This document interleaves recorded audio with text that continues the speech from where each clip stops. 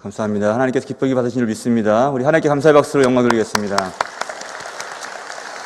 자, 오늘 귀한 말씀 나눌 텐데요. 여러분, 마라톤이라는 영화를 보신 적이 있는지 모르겠는데, 말아톤인데, 이 영화가 이제 그 조승우라는 배우가 이제 등장을 했는데, 이제 자폐아동으로 등장을 합니다.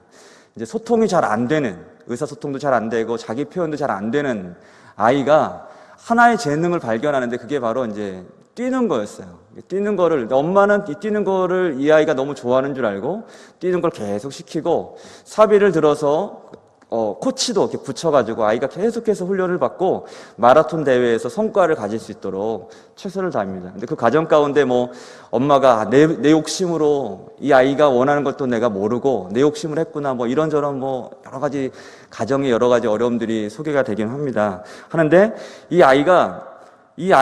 아이에 대한 이 엄마의 소원이 딱 등장을 하는데, 이게 이런 얘기를 많이 들어보셨을 거예요. 이 엄마의 소망이 뭐냐고 물어보니까 내가 이 아들보다 딱 더 하루 더 사는 거다라는 얘기를 하더라고요.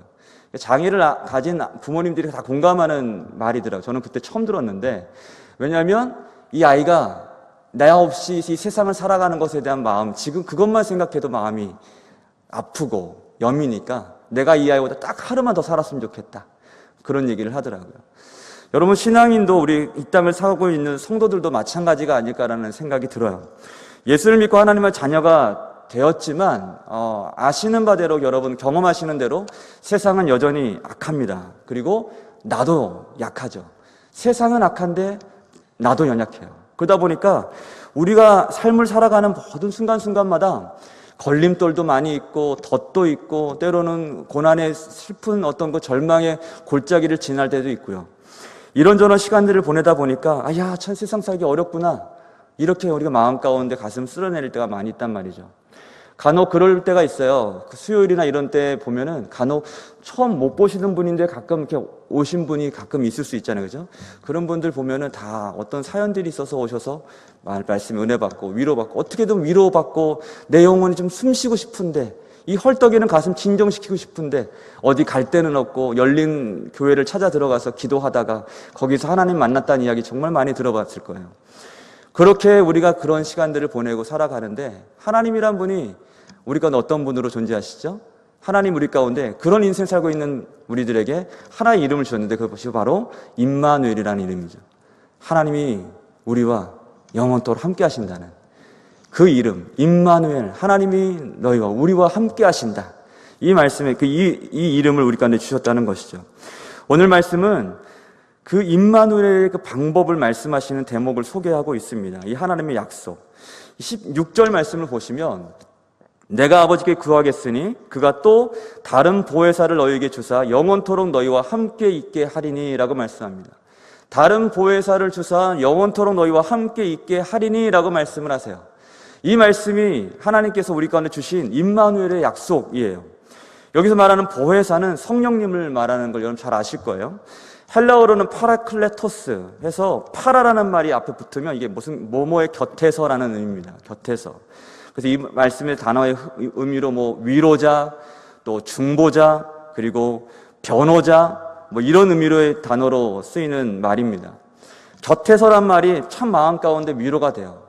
곁에서 우리의 위로자가 되시고 우리의 중보자가 되시고, 또한 때로는 우리의 변호자가 되시는 하나님, 그 성령님이 우리와 함께 하신다.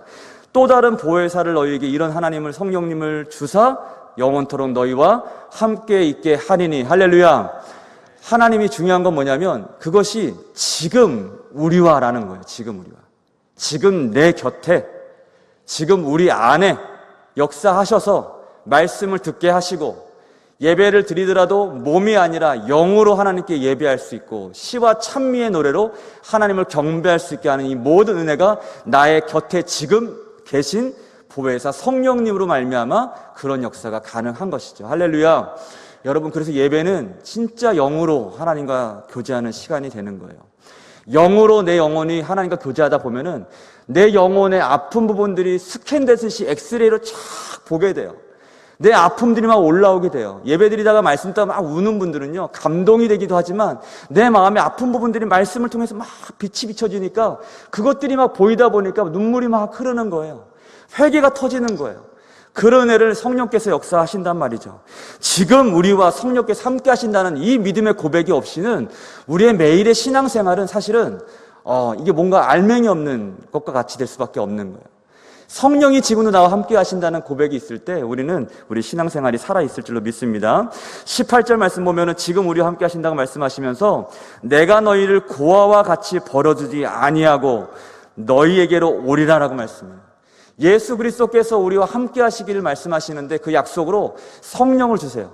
그리스도께서는, 예수 그리스도는 지금 성령으로 우리와 지금 함께 하시는 거예요. 우리를 고아와 같이 버려두지 아니하고 너희가 밖에 나가서 이방인처럼 이방인 취급받지 않고 고아 취급받지 않도록 자녀로, 사생자가 아니라 나의 자녀로 천국 백성으로 살게 하도록 내가 지금 너희와 함께 있을 수 있도록 내가 나의 영을 너에게 보내겠다라고 약속하시는 거죠. 여러분, 그렇다면 우리 함께 하시는 이 보혜사 성령님은 어떤 분인가요? 이 말씀을 사실은 오늘 말씀에 다 담을 수는 없어요. 성령 하나님만 말씀드리면 사실 너무 많은 얘기를 하고 싶어요. 하나님 성령님은 어떤 분이냐? 진리의 영이십니다. 진리의 영. 진리의 영이세요. 존 버년이라는 분, 제가 요즘 유튜브로 자기 전에 이렇게 5시간 동안 이 책을 읽어주는 그런 유튜브 채널이 있더라고요. 그래서 그거를 들으면서 철력증을 다시 한번 듣는데, 철력증 주인공이 그 크리스천입니다. 크리스천이 무거운 짐을 지게 돼요. 근데 어느 말씀을 읽고 나서 무거운 짐이 지고 이제 구원의 어떤 그 방법을 찾고 나서 구원의 여정을 떠납니다. 근데 이 무거운 짐이 벗겨질 생각은 안 하고 계속 커져가는 거예요. 이 사람이 그래요. 근데 왜 그렇게 이 어려운 길을 가려고 하냐 했더니 이 죽음이 무서워서가 아니라 이 죽음보다 더한 이 짐의 고통 때문에 내가 이거 빨리 벗고 싶어서 이 구원의 길을 찾아야겠다는 거예요. 이 길을 찾아가는데 어떤 일이 일어납니까? 어떤 좋은 사람도 만나지만 때로는 거짓 교사와 같은 사람들도 만난단 말이죠. 그러면서 잘못된 길로 안내하기도 하고 거기서 심한 유혹과 심한 곤초를 당하기도 하고 죽을 뻔한 위기를 겪기도 하고, 그런데 순간순간 심어놓은 믿음의 친구와 같은 영적인 사람들을 통해서 그가 결국은 천국에 입성하는 장면들을 철력정이 긴 책이 서사하고 있습니다. 이 존 버년이 지은 이 철력정은 성경 다음으로 많이 팔린 책이거든요. 한번 꼭 읽어보시기 바랍니다. 근데 여러분, 이 순간순간마다 천국 입성할 때까지 함께 했던 그 순간순간마다 함께 하셨던 것처럼 성령께서도 지금 우리를 진리의 길로 인도하셔서 이 고통 가득한 세상 가운데 우리를 구원의 길로 인도하시는 분이라는 거죠. 진리의 영으로서 우리를 구원의 길로 인도하신다는 거예요. 때로 염려가 될 수 있어요. 불안할 수 있어요. 우리 자녀들이 이번에 시험을 보는데 시험을 보고 그 다음에 학교를 어떻게 가고 인도한, 사실 그런 것들도 사실 염려가 될 수 있겠죠. 불안할 수 있겠죠. 그러나 진리의 성령께서는 반드시 우리를 구원으로 인도하신다는 거예요. 반드시 구원으로 인도하신다. 선한 곳으로 인도하신다는 거예요. 그것을 믿는 것이 약속의 백성들의 중요한 믿음입니다. 두 번째로 성령님은 하나님 말씀을 깨닫게 하시는 분이십니다. 하나님 말씀을 깨닫게 하세요. 진리의 빛을 비추셔서 우리 마음 가운데 있는 말씀을 깨닫게 하셔서 우리 영으로 깨우시는 분이세요. 어느 날 말씀 들었던 것이 기도하다가 번뜩 생각나기도 하죠. 기도하다가 막 기도를 힘겹게 하고 있는데 지난주에 말씀하셨던 어느 말씀 본문이 딱 떠오르면서 마음 가운데 빛이 확 비추는 은혜를 경험하기도 하죠. 이와 같이 하나님의 성령은 하나님의 말씀을 깨닫게 하시는 분으로 우리와 함께 하십니다. 마지막으로 하나님의 성령은 우리의 연약함을 도우시는 분이세요. 헬퍼, 연약함을 도우시는 분, 우리를 위해 친히 강구하시는 분이시라는 거죠. 그러니까 우리가 연약할 때 하나님의 성령을 의지하면 나의 능력이 아니라 성령님의 능력으로 살아가게 됩니다. 육신의 연약함이 있을지라도 성령께서 우리를 도우시면 육신의 연약함을 이기고 성령의 능력으로 이것들을 감당하게 되는 거예요. 제가 어느 기도원을 갔더니 그분의 어떤 기도원 그 원장 목사님이 40일 금식 기도를 많이 하셨대요. 근데 그분 얘기가 이거예요. 제가 40일 금식 기도할 때 제가 끝나고 나서 대단한 응답을 받고 대단한 능력을 받고 제가 그래서 또 하고 그런 거 아니에요. 그냥 기도하다 보니까 응답을 주셔서 그냥 순종하는 마음으로 그렇게 하는 거죠. 그런데 그거 그렇게 하나님께서 주시는 마음으로 순종하는 마음으로 할 때 성령께서 능력을 주시더라는 거예요. 그래서 하게 되더라는 거죠. 내 힘으로 살려가면은 늘 애써야 되고 힘써야 되고 참 피곤한데 성령이 주시는 마음으로 성령께 순종하는 마음으로 하나님께 내가 내 마음을 드리면 성령이 주신 능력으로 그것들을 감당할 수 있게 되더란 말이죠.